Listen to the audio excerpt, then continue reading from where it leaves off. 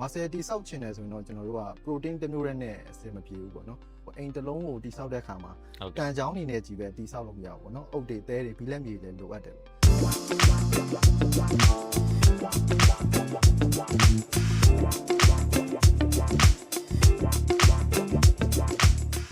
အားလုံးပဲမင်္ဂလာပါကျွန်တော်ကတော့ Aaron ပါအဲ့တော့လက်ရှိချင်းမိုင်မှာ freelance trainer တယောက်အနေနဲ့လုပ်ကိုင်နေပါတယ်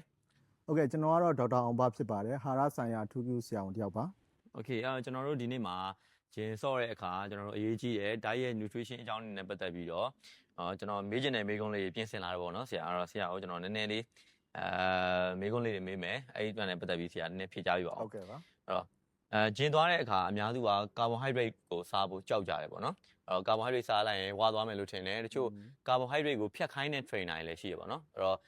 ဂျင်းဆော့တဲ့အခါ carbohydrate စားဖို့လိုလားဘယ်လောက်အရေးကြီးလဲဆိုတာလေးကိုတစ်ချက်ဆရာရှင်းပြပေးပါအောင်ကျွန်တော်တို့ gym သွားတဲ့အခါ gym သွားတဲ့လူတွေအများစုကကျွန်တော် muscle တိဆောက်နေကြတာပေါ့နော် muscle တိဆောက်ချင်တယ်ဆိုရင်တော့ကျွန်တော်တို့က protein တစ်မျိုးတည်းနဲ့အဆင်မပြေဘူးပေါ့နော်ဥပမာအနေနဲ့ပြောရင်ကျွန်တော်တို့အိမ်တစ်လုံးကိုတိဆောက်တဲ့အခါမှာတန်ချောင်းနေနဲ့ကြီးပဲတိဆောက်လို့မရဘူးပေါ့နော်အုတ်တွေသဲတွေဘီလက်မြေတွေလိုအပ်တယ်ပေါ့အဲ့လိုပဲကျွန်တော်တို့ဒီကြွက်သားတစ်ခုတိဆောက်တဲ့အခါမှာဒီအသားတက် protein only နဲ့မရဘူးဘာလို့လိုမလဲဆိုတော့ carbohydrate လည်းလိုမယ် fat လည်းလိုမယ် vitamin mineral အကုန်လိုတယ်ပေါ့နော်အဲ့တော့ဒီ carbohydrate ကဒီ muscle တိဆောက်တဲ့နေရာမှာဘယ်နေရာမှာလိုလဲဆိုတော့ဥပမာအနေနဲ့ပေးရင် तू ကကျွန်တော်တို့ဒီတော့ဖွင့်ပေးတဲ့လူနဲ့တူတယ်ပေါ့နော်တကားတော့ချက်ကတော့ insulin